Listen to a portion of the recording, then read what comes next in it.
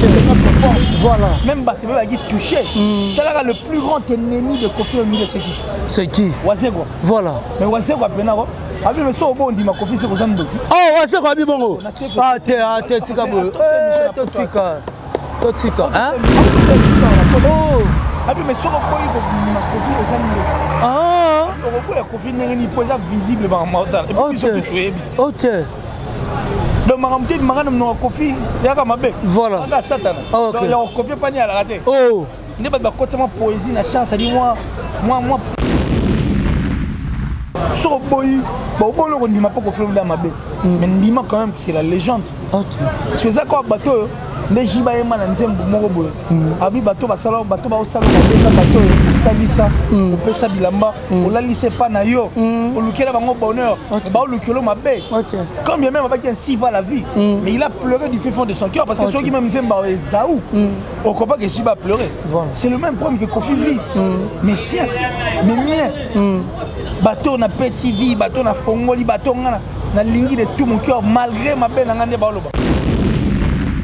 Moi, je suis président presque. Bon projet aussi, je suis azate. Oh, Nathan, comment quand même? Libre.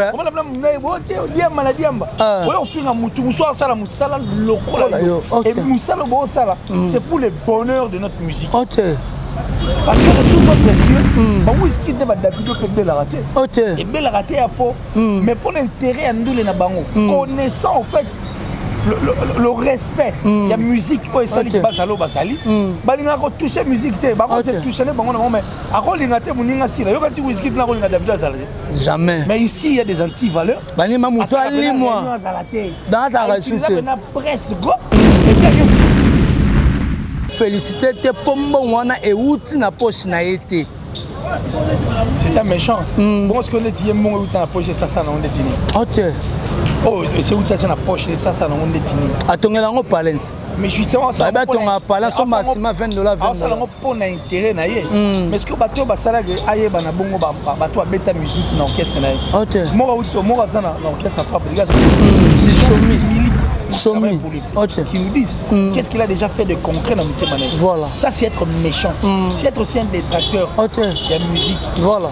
Le geste qu'Inosbi a fait, il est fort en fait ce geste. Et en dehors il y a aux Alanan fort. Soyez grand prêtre les Kofi Olomide légende. OK. Reconnaît que Marabi Inosbi a sali.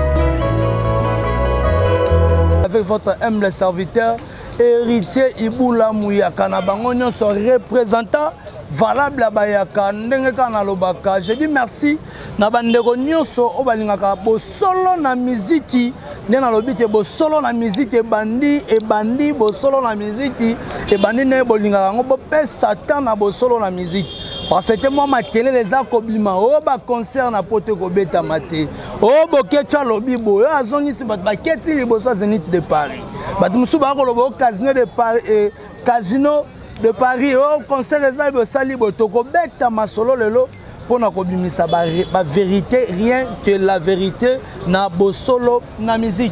Quant à moi héritier Iboula, je dis merci à mon vieux Adrich motomètre bebazi beba Tchafouin au Monengo, pourquoi pas à Mokonzamboka, le tout-puissant champion Wadol depuis La Rochelle.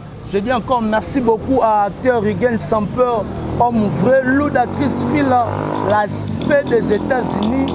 Merci beaucoup à 9278 Simokei, le grand rappeur Nzambe Arab, à Londres, les seuls Congolais ou à Rapagaloa Simokei, na mona tepi na yebite que za la rara neye 9278 Smokey donc ne vraiment na Smokey 9278 officiel bo s'abonner pe et ko sala kitoko na merci beaucoup à Jean-Paul Binda Mastaki toujours plus beau Shérif Kotiko image de la terre pourquoi pas à groupe FG Fan soutien monde merci beaucoup à maman Lanita la gabonaise Maman Jolie Kouete, Belle Brida, Nelly Tamboué, Jesken Djenga, Balobi, Emmanuel Kalonji, coach.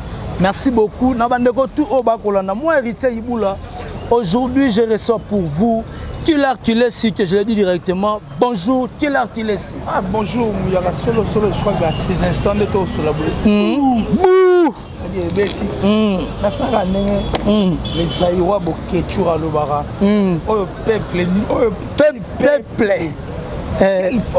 peuple, Nino, peuple, Mombakaka, Masanga. Tomelata, mon maï. Voilà. Tomela, mon maï. Mais là, quoi, papa? Comme si Massian, il est séminariste. Ah! Maï. Le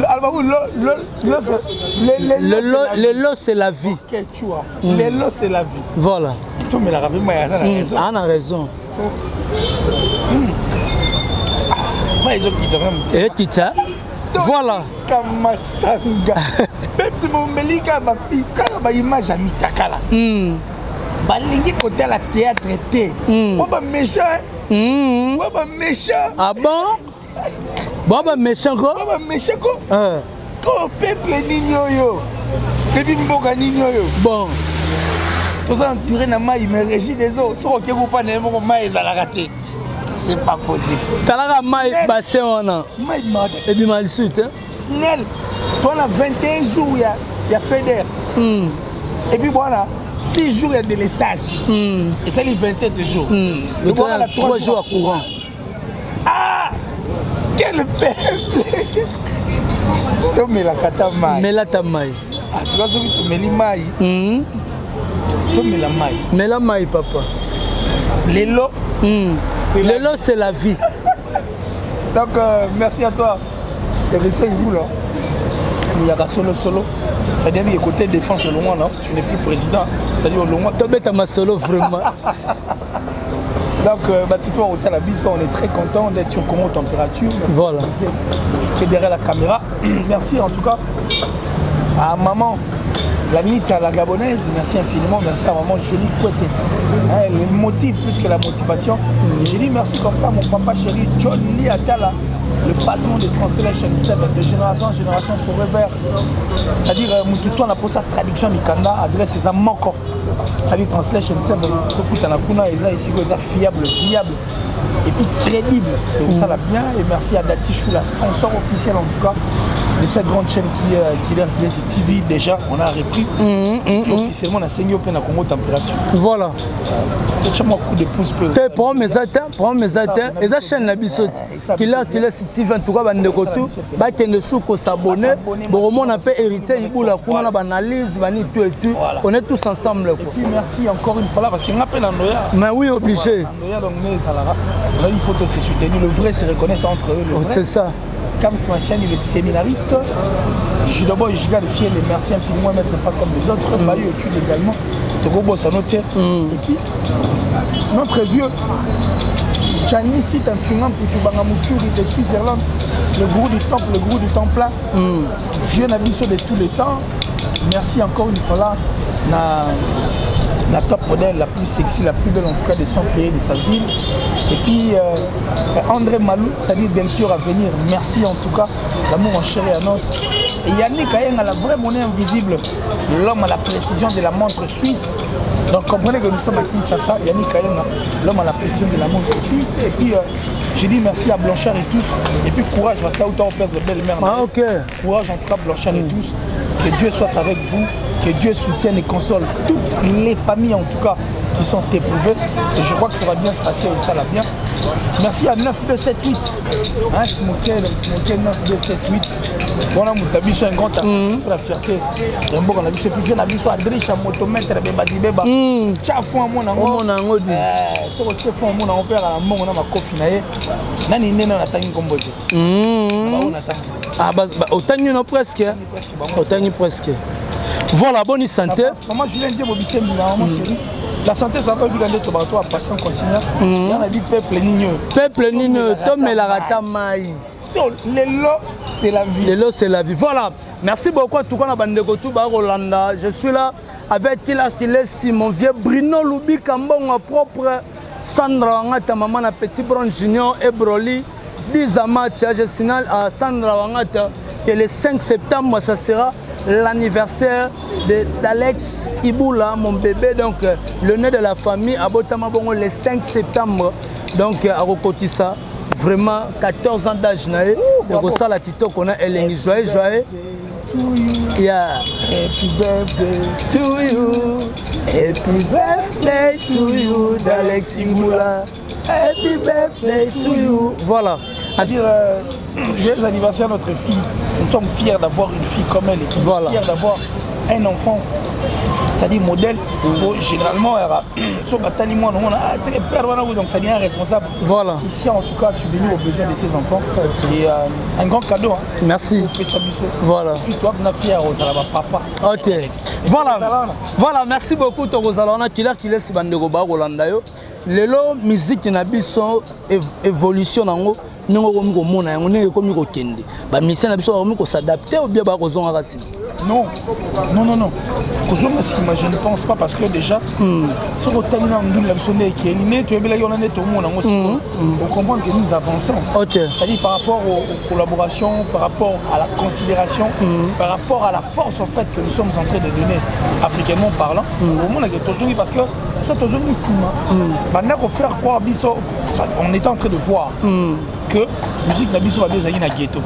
Pourquoi? Parce que les gens savent fort barossa les lots quand même YouTube va comprendre les lots quand même qui font parler le monde. Par exemple ils ont tellement et beloto que ça yo yebi.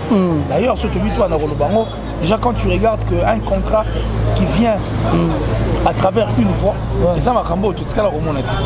Overlock a accepté à récupérer un artiste musicien na trempe il a fait rigoler rien que pour sa voix pour sa voix à décrocher un contrat pour un concert le 7 novembre dans le Casino de Paris. Voilà. Et à travers la chanson Regarde-moi.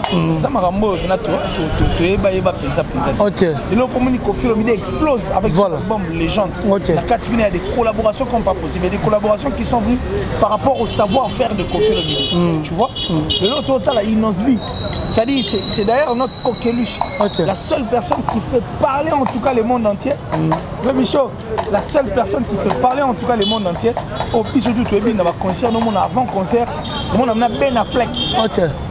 Ben Affleck s'il vous plaît. Ça dit annonce il y a concert il y a Inosbi. Ça dit un artiste dedans, Quincy Johnson Bayebi.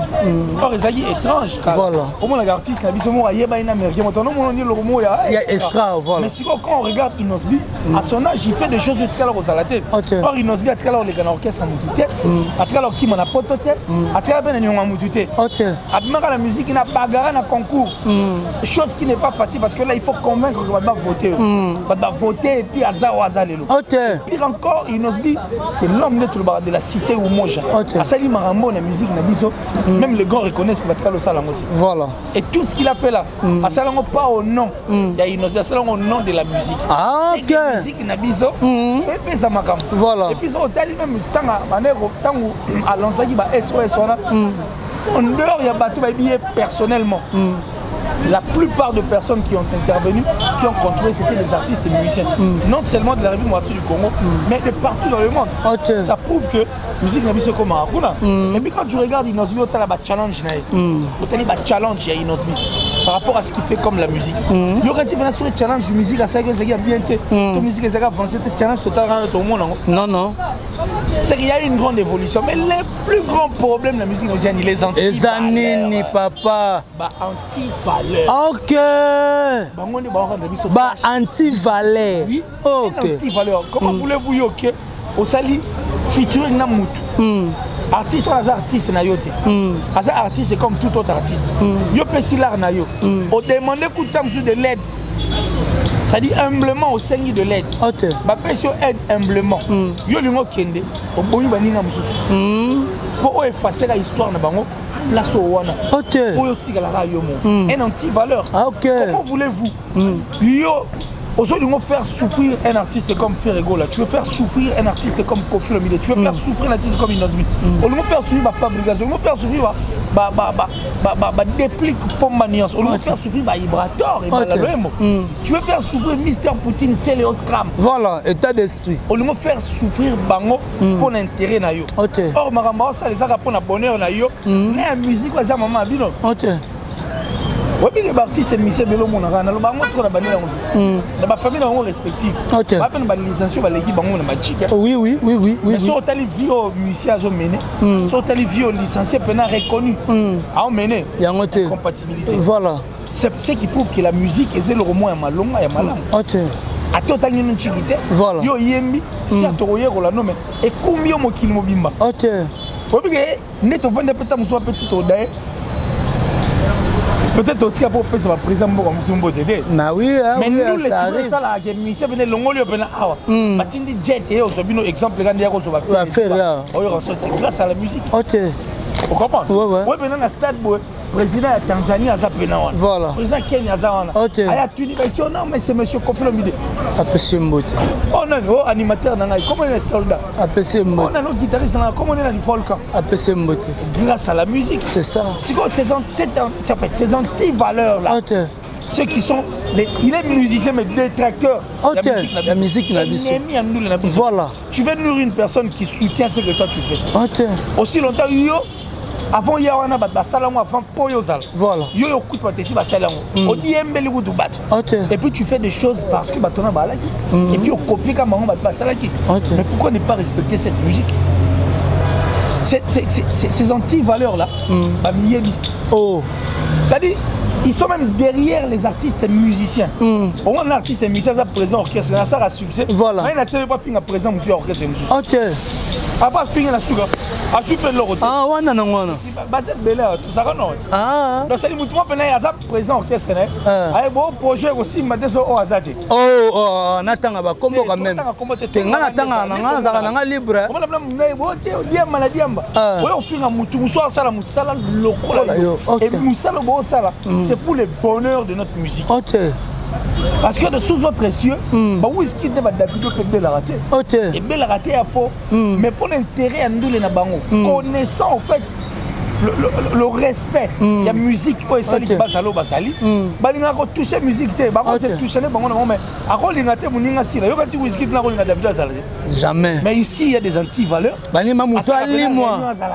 Dans sa ressource. La presse go. Et puis il y a des journalistes, la presse là où il y a des journalistes. Voilà. Il va même plus loin, utiliser des artistes musiciens, même des fanatiques. OK.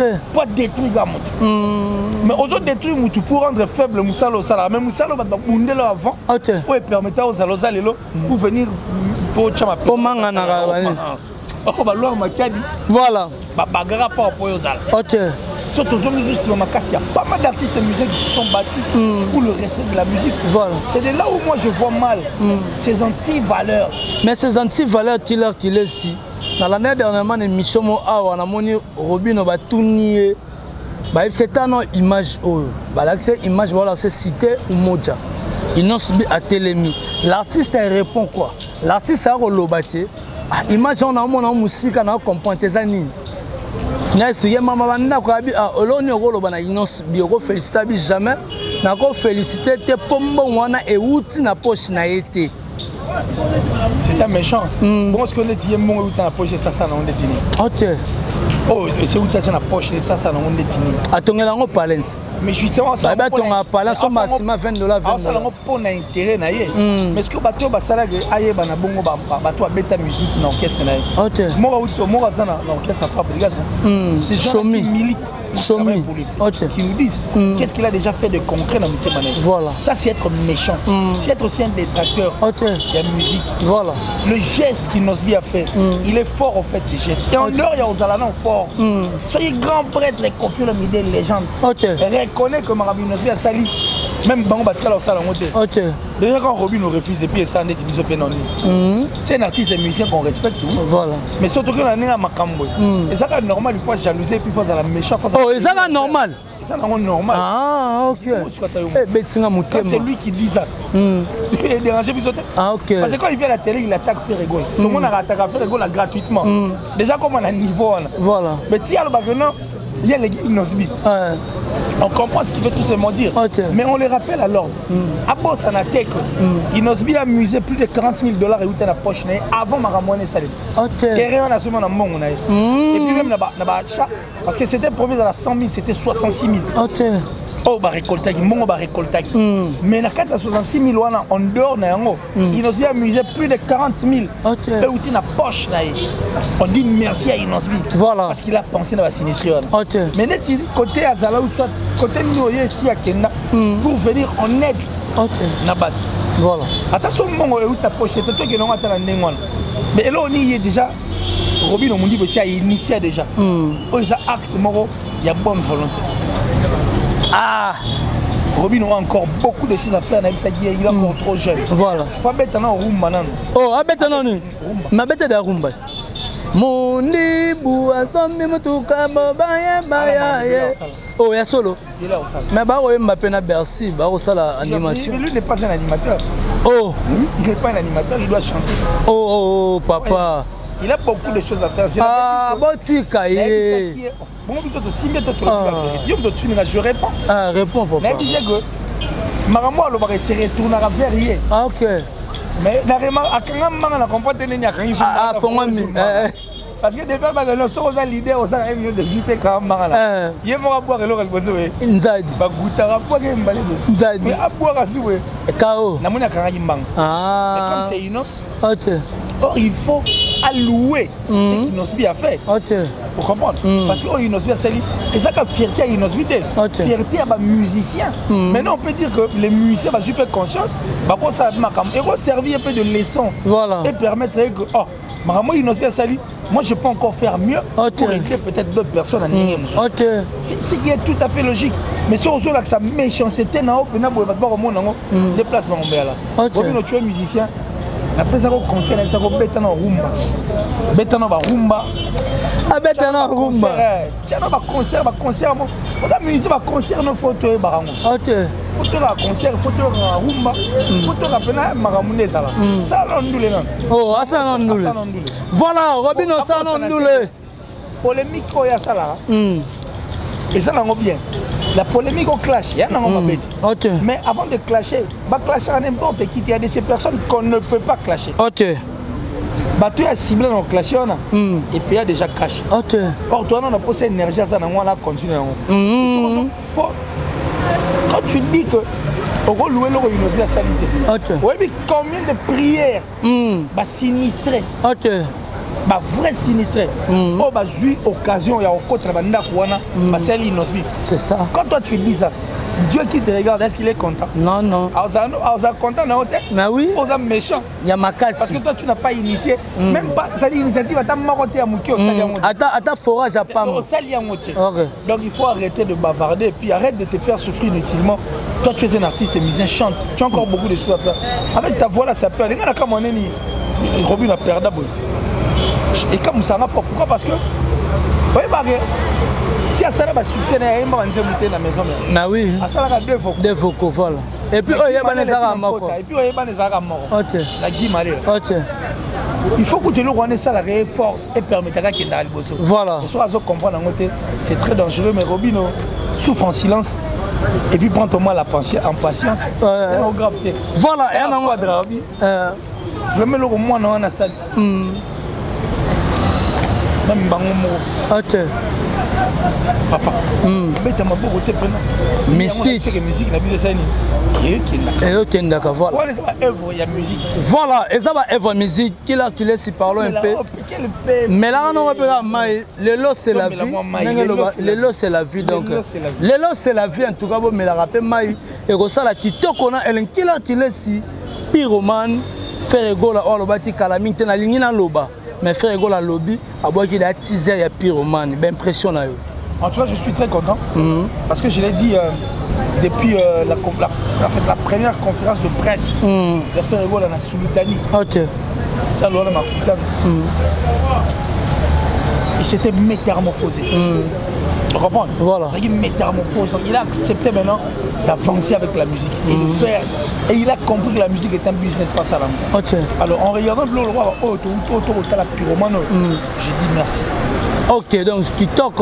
Déjà pour faire depuis 2020, il ne fait que nous proposer. Ok. Papa, après ça, il dit homme acoustique. Dis les lots, ok. Et ça, déjà lavement. Ok. Avant qu'il y ait des bisous, regarde-moi. Et puis avant qu'il y ait des bisous, pyromane. Voilà.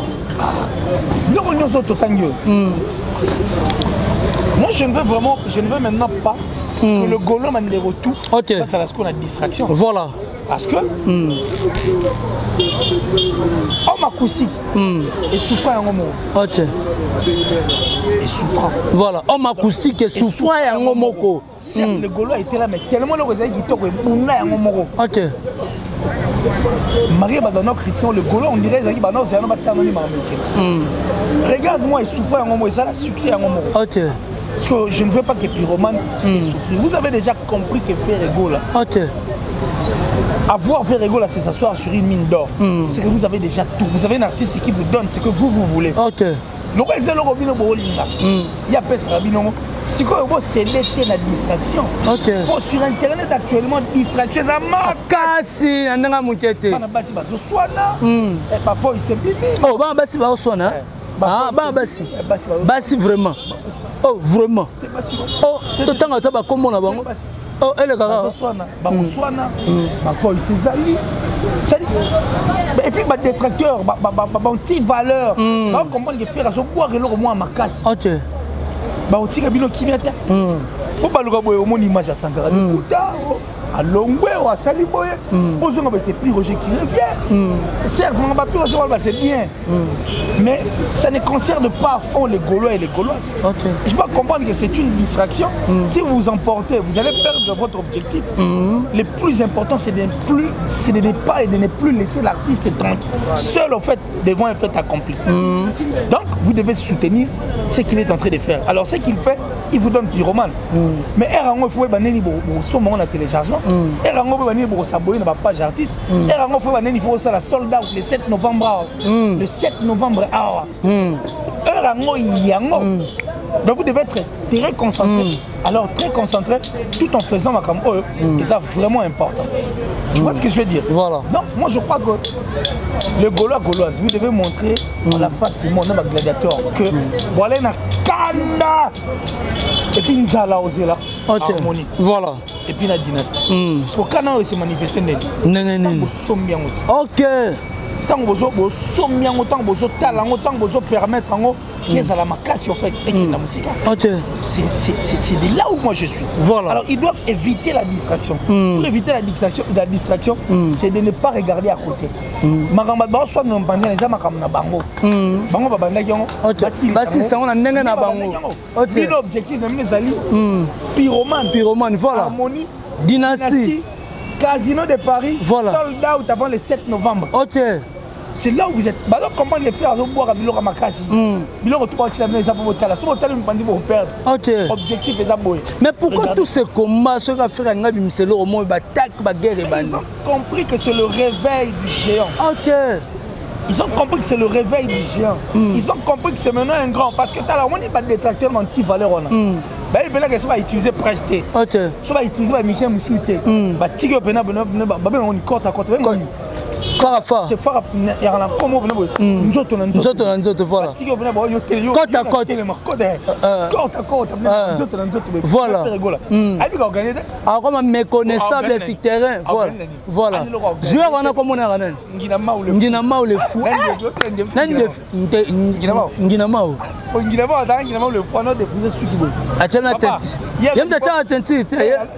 Nginama zuka la chana tenti. Ta la jola imana. Ah. Ba nginama ou le fou po. Ya chapenda suki we na tenti. Voilà. Ye position zo bale ya chaka makola banga ate. Do ya za capable c'est pesa bo chabi. Après sina yo. Oh. Ouais bige. Na talent boy. Voilà. Na sate. Alors, il est prêt à tout. Voilà. C'est comme ça. OK. La petite valeur, n'a pas de détracteur. Voilà. Aïe, il que soit bâtiment média mpandi, bâtiment. Nous fout à média, bâtiment. Tu es média mpandi. Nous fout à mission, bâtiment mpandi. Bâtiment par rapport à Bnabo. Voilà. Babuna la ferré au Bunda. Abuna le padre. Papa au Bunda te. Ah, Arobunda. Arobunda papa. Tika. Il est Tika Arobunda. Arobunda. Tala quadra vie na tema bien. Sauf vraiment tabi ka l'accepter ko mba se ka zandoki. Ligue des champions empereur. Voilà, empereur. Oh, empereur peut suffire. A bien affaire empereur Ligue des champions. Oh. Mais Kofi a toujours été sincère. Et puis à la télé, il a dit avec le pénal de départ, il a fait. OK.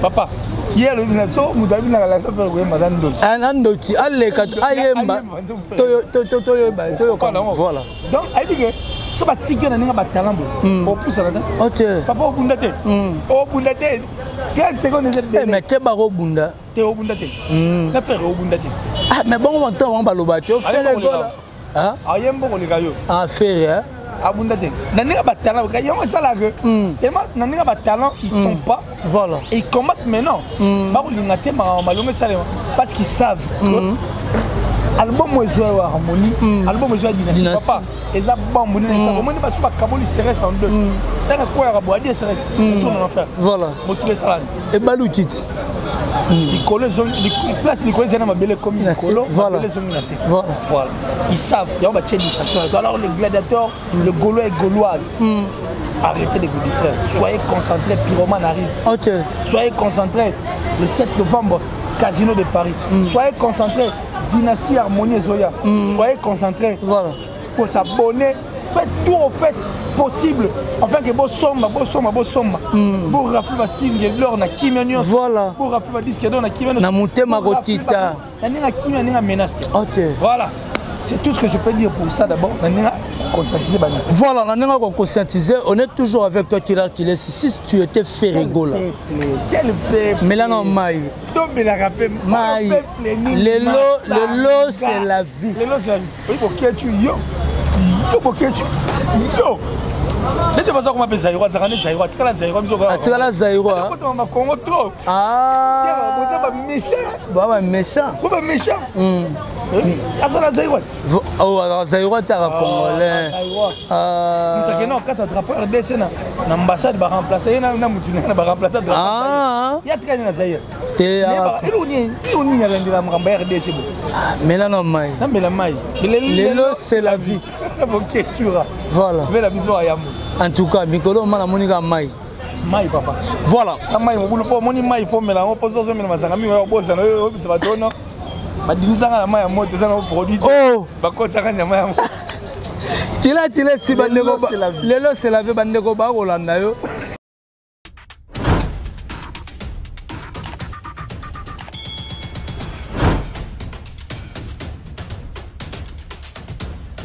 Ce que ça qui fait rigoler, na sorti album Harmonie na Dynastie numéro Salani. Ah, une belle question. Une très très belle question. L'amitié na la peau et le padre. Là t'as sur pour moi le padre. Moni sonnet na la peau le padre. OK. Harmonie na zana, j'allais vraiment créer encore parce que la musique est un business. OK.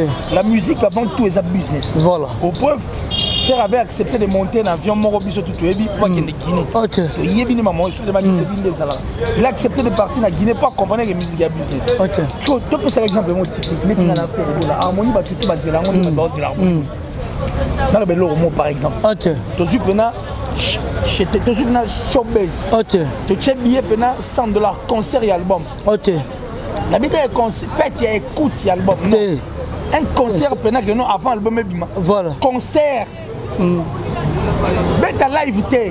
Bête à live té. Bête à live té. Ah OK. Faire rigolo là en place. OK. Bazuka album. OK. Harmonie. Bachango babi concert. Droit d'entrée pour nous payer par exemple $100, $50.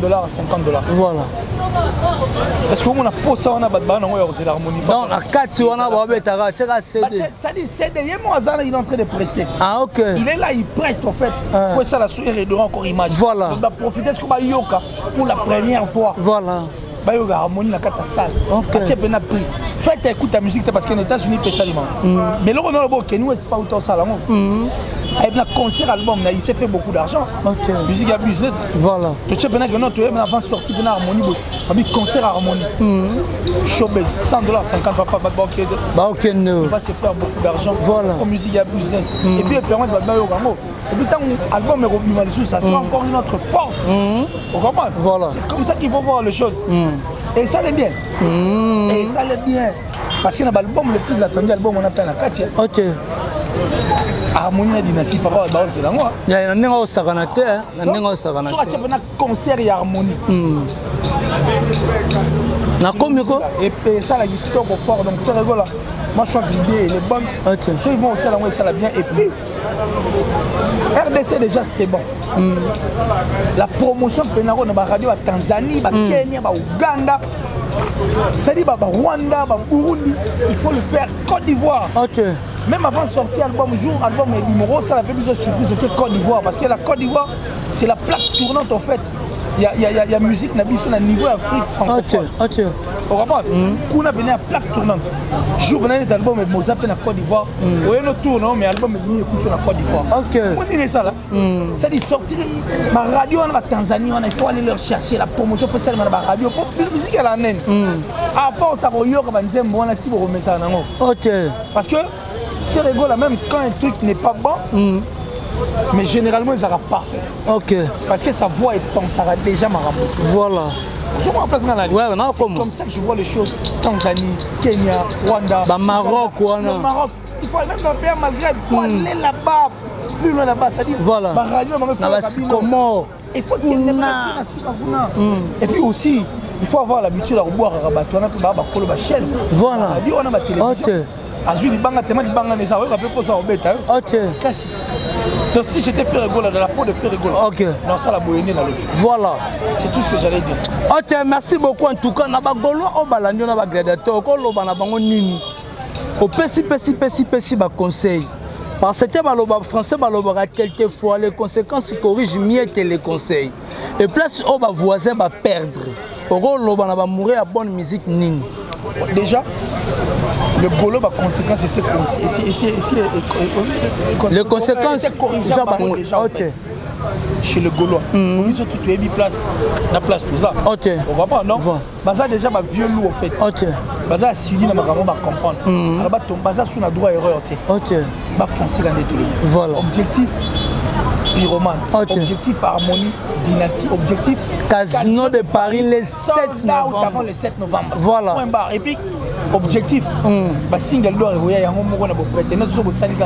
allez vous abonner massivement par contre nous on se trouve réseaux sociaux allez acheter forcing te basa bango malembe so basa boye na bango so basa na bango attentionner le loro na bango papa Royal malembe sans que basi mango comme et puis faire va me dans sali ma ambassade j'ai déjà ma casse voilà merci beaucoup en tout cas quel peuple oyo melana mai mai sanga Mela Maï, papa. Mela Maï, merci beaucoup. Lélo, c'est la vie. Lélo, c'est la vie, maman jolie côté. En tout cas, maman Lanita la gabonaise. Nelita Mboué, belle bride, on est toujours ensemble. Mais Césarine Senga, la gauloise. Ah, la gauloise. Césarine Senga. Bagui Denise. Elle est trop belle. Voilà. Kilesi, Bandego Rolanda. Kofi Olomide face à Adoyoué. Elle n'a pas non, mais ça choque. Hein. Ça choque. Ça choque parce que papa attends ceux qui ont boy on dit mamboloro mais ndima quand même gazambang sur boy bon boloro ndima pas qu'on fait dans ma baie mais ndima quand même c'est la légende c'est ça quoi bateau ne jiba ema na nzembo moko boye abi bateau basalo bateau ba osalo mabeza bateau au salisa au pesa bilamba au lalise pa na yo au lukela bango bonheur ba lukelo mabe quand bien même avec un si va la vie mais il a pleuré du fond de son cœur parce que ceux qui même nzemba ezaou au combat que jiba pleurer c'est le même problème que Kofi vit mais sien mais mien bateau na pesi vie bateau na fongoli bateau na lingi de tout mon cœur malgré ma belle ngande ba loba foutant monnaie de singe va compléter au maillot. Ça doit toujours choquer papa. Bien, si tu t'es fait trahir peut-être par un peu c'est simplement typique par tu as ramené du Joe. Soit c'est faire trahir par et déranger. Bref, ça peut être un homme qui a trahi et ça killer. On est à on ne peut pas perdre cette légende comme ça. Attaque mais intérieurement ils savent que c'est notre force. Voilà. Même Batebe va toucher. Le plus grand ennemi de Kofi Olomide c'est qui? C'est qui? Wazego. Voilà. Mais Wazego Penaro. Abi mais so bon dit ma Kofi c'est ko zando. Oh Wazego abi bongo. Ah te tika bo. Totika. Hein? Ah deuxième émission on a. Oh. Abi mais so ko ma Kofi au zando. Ah. Visible. Ok. Donc Maramouté Magana no Kofi yaka mabe. Voilà. Aka satana. Donc il y a copié pas ni à la rater. Oh. Ne pas côté ma poésie na chance dit moi ma père. Voici qu'on appelle ennemi à Kofi Olomide mais imagine que papa n'a Kofi à Koufi. Après, mais en tout cas, place à lui, papa Charles. Voici qu'on a pris son téléphone, a bien Kofi pour a présenté ma condoléance. Puis a compatir na Kofi Olomide. Voilà. Mais bien surtout, tu es avec Kofi Olomide. Ennemi Neza Félix Oisek. N'est-ce pas? Ennemi géré. Il a motuti na souga. C'est tout à fait normal. Il y a le barrage. Ah, ok. C'est tout à fait normal qu'il laisse couler les larmes. C'est normal alors, très normal. Soit il motive, il y a musique de ces robots. Ou soit il humain, mais quand on est humain, il paraît que les larmes doivent couler. Et puis, surtout, aucune personne ne peut accepter qu'on fait qu'il est point. Parce que quand il y a une guerre sans qu'on fait le milieu, il y a une guerre dans le Togo. Et puis il a rappelé elle pensateur. C'est-à-dire qu'engager une guerre dans le milieu, tu as peu de chances à gagner. Oh, Nandel. Oui. Pour être Kofi Olomide, il faut s'améliorer. Pour faire comme Kofi, tu dois être intelligent. Tu dois être sage, tu dois être malin. Si tu ne l'es pas, ça la honte. Parce que tout ce que Kofi fait, tout ce qu'il dit, tout ce qui sort dans sa bouche, intelligence, la sagesse, moi, ça la rend à Kati. Vous comprenez? Donc nous, on ne peut pas perdre de Kofi pour un individu morobo. Les anti-valeurs, les détracteurs, non, on ne peut pas. Et ça ne peut que chez Kofi Olomide. Alors, vis longtemps Kofi. Vis longtemps, que Dieu te bénisse. Pour Nabiso, ça va bonheur au Rwanda. Pour Nabiso, ça va élenger au peu la musique. Pour Nabiso, et ça va la musique existait malgré Balobarame, Balobarame, Olina raté Moutoua Koufa. Mais Azala. Voilà. La musique continue, mais guerre continue dans Ozala. Voilà, merci beaucoup en tout cas. On a de retour. Ma chance à Roland Nabiso. Ensemble avec Killer Sito, mais un peu pour expliciter point marambo eza koleka na culture na biso Killer somo cité na biso mana suka comme qui na biso mana suka bandeko balandi yo to mona ki bokechu o telemi pona koloba ke na Zénith de Paris pona Zénith de Paris ke oyo abenyi batu tout baya na bango ndule abi boya mais boya ndule na Zénith alors le 17 novembre abi boya na bino na ndule mais eloko oyo to salati na Bercy mais autre que ça na Zénith et on a plus pire. Mais oui parce que maison mère biso va mettre des scènes balayon. Parce que imaginez configuration orchestre là pour faire ici maison mère peno biso toyeba. Qui pourrait s'amper pas. Voilà. Papa, mais ça gara la moutia ma père. Ah pas blague. Ça gara moutia ma père. Tous les jours on aura blague qui s'amper pas mais ça gara ponya fina ba na o ba sala ni. Ba sala ni. Le 17 septembre. Mais sur le 17 septembre, on a le roi Bokeh Chua. Bokeh Chua, c'est congolais, c'est Zaïrois. Ah, Zaïrois. Atika, oui, Atika. Atika, il y a Suédois. Allah n'a pas.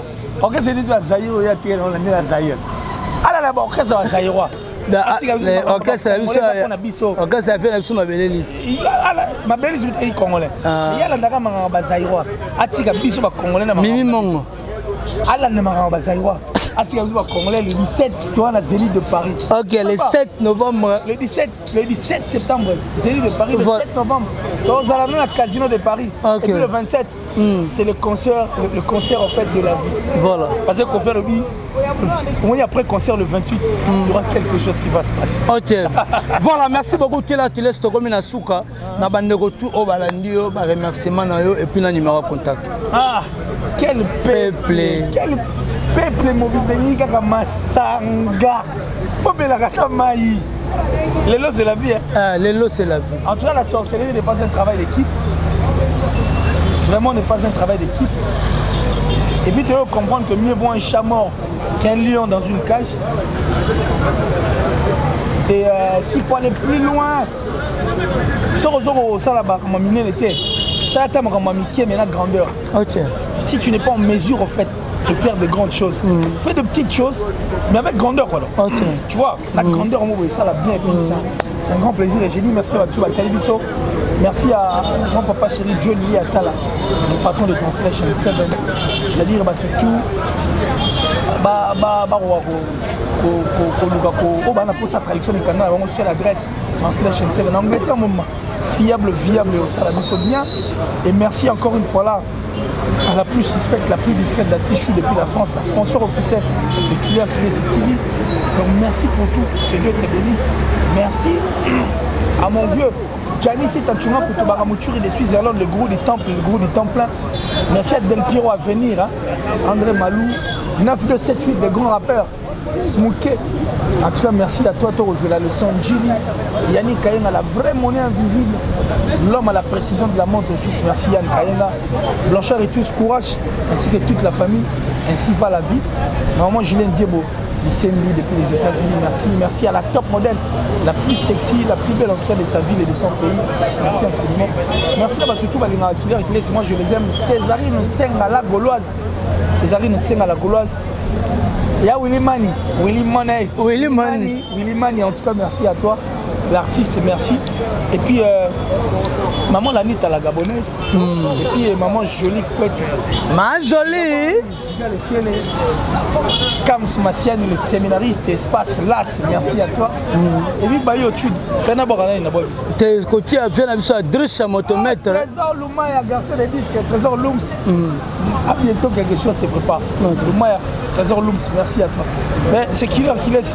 Voilà. Jamais de chèque né pour oublier les tueurs des mensonges. Numéro de téléphone. Le plus 243 89 526 54 54 plus 243 89 526 54 54. En tout cas, abonnez-vous massivement sur ma chaîne Killer qui laisse TV au salon. Voilà. Peuple Nini. Peuple Nini Kaka Masanga. Voilà. Mais là, c'est la vie. Voilà, merci beaucoup en tout cas. Je dis merci beaucoup à Bruno Loubi Kambonga propre, Sandra ta maman à Petit Bron Junior et Broly, Bizamad. Je dis merci beaucoup à Amadji. Amadji Boss, Amadji, je te salue. Puis je dis encore merci. Je dis encore merci à maman, à papa César, papa Gaspard, plutôt papa Gaspard. Ma maman Joséphine, en tout cas, la couple, avocat, en tout cas, je vous salue. Je dis encore merci à acteur Rigen Samper, homme vrai, Yosalarama vrai, Louda Chris Fila, l'aspect des États-Unis. Merci beaucoup à 9278 Smokey, le seul grand rappeur autotika na mboka. Oya salaka honneur na biso na kati ya Londres wana, ezalaka nde Smokey, kala mingi te bokozwa après nzembo oya immortaliser via na biso redi ya misi bokozwa vraiment nzembo ya njili oyo eza koya na kosenga bandeko tu ya njili bana tu ya njili o bali banda ya mboka bokende vraiment na 9278 Smokey officiel bokende kozwa abonnement na bino kuna et bokende ko s'abonner plutôt et que ça la kitoko na elengi. Quant à moi, héritier Iboula, je dis merci beaucoup à mon papa, papa Chiro, qui nous a joyeux anniversaire. Et puis na maman Adji, je vous dis joyeux anniversaire. Pourquoi pas Dali Iboula, maman Mokonzi, maman Oabotelanga Mwana Kitoko, na combo d'Alex Iboula, na Daniel Iboula, en tout cas, bébé star, en tout cas. Merci na bande retour à Zoyita Kolana. Dans le Tolobaka, Tomonani. Soki Nzambe azongi nanu te play.